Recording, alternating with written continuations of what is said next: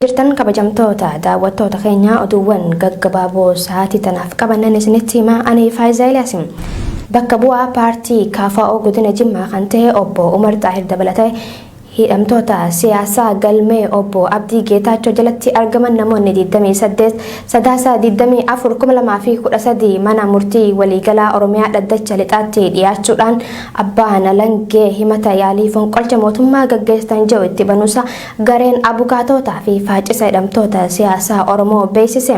Obbo Umar Xaahir ani bakka bu'aa paartii siyaasaa qabsoo karaa nagaa gaggeessuu ta'ee osoo hin jiru fonqolcha mootummaatti shakkamuun sagantaa siyaasaa paartii ani jala hiriiru wallaaluu warra himata agarsiisaa jechuun yaada isaanii ibsaniitti jiran. Manni murtii godinichaa galmee himannaa dhiyaate ilaaluun beellama haaraa qabateeti jira. Harargee lixaanaa Odaa bultumitti hawaasa nagaa hidhuu fi hiraarsuun cimee itti fufeeti jira. Bulchiinsi magaalaa Baddeessaa humnoota tikaa murna bilxiginnaa waliin ta'uun jiraattota nagaa badii tokkoon malee ijoollee keessan kan biyya jeeqaa jiran fidaa jechuun haadhaa fi abbaa dargaggoota hidhaa jiraachuun maddeen gabaasani. Aanaa Odaa bultum araddaa 10 keessatti ijoollee keessantuu meeshaa milisharraa hiikkachuun shakkama jechuun maatilee dargaggoota dabaan shakkaman cufaa mana hidhaatti naquun hiraarsaati jirani. Harargee bahaa magaalaa Dadarii fi Soqaa keessatti dabballoonni sirnichaa ganda keessa ori'uun qeerroowwan hawaasa keessatti fudhatama qaban hedduu hidhaa jiraachuun himame. Jiraataan magaalattii nageenya isaaf jecha maqaan isaa akka yaamamu hin barbaanne tokko akka himutti qeerroowwan qofoo hin taane manguddootaa fi hawwanis dabalataan kan hidhamaa jiran tahuu dubbate. Murni afaan qawweetiin biyya bulchaa jiru deeggartoota baay'ifachuuf namoota nagaa hidhuun kanneen biroos reebee dirqamaan akka isa deeggaran taasisaa jira kan jiru jiraataan magaalattii yaada isaa OMN filaate kun hawaasni garuu tarkaanfii murna kanaan irratti fudhatamaa jiruun jilbeebbataa kan hin jirre tahuu eere. Hidhaa ajjechaa fi dararaan loltoota sirnichaatiin uummata irratti raawwatamaa jiru hammaatee itti fufee jira jiraattonni godina Wallagga Lixaa aanaa Sayyoonoolee. Dhalattuu godina Wallagga Lixaa aanaa Sayyoonoolee ganda lalistuu geecoo tan taate shamarree maqaan ishii Lalisee Abbayyaa jedhamtu barattuu yuunivarsiitii Naqamtee tan taate bara kana eebbifamuuf osoo deemtu ji'a 3 dura waraana raayyaa ittisa biyyaatiin butamtee magaalaa Dabbasotti hidhamtee jiraachuu himani jiraattonni naannichaa.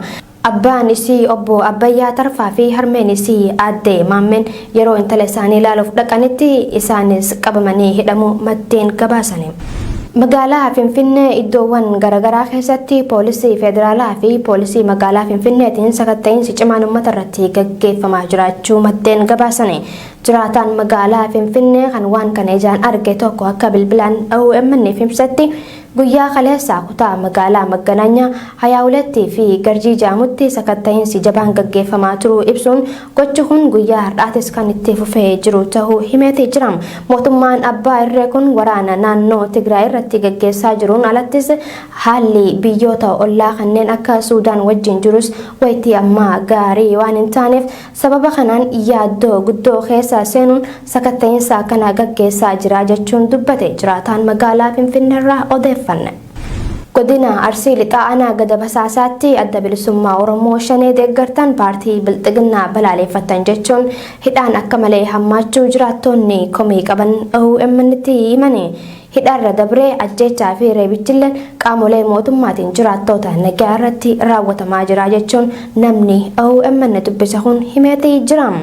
Harargee bahaa magaalaa Awwadaay keessatti kaadireen bilxiginnaa hojjettoota mootummaa kanneen seektara adda addaa keessa dalagan aangorraa buusuun mana hidhaatti darbataa akka jiran maddeen gabaasani.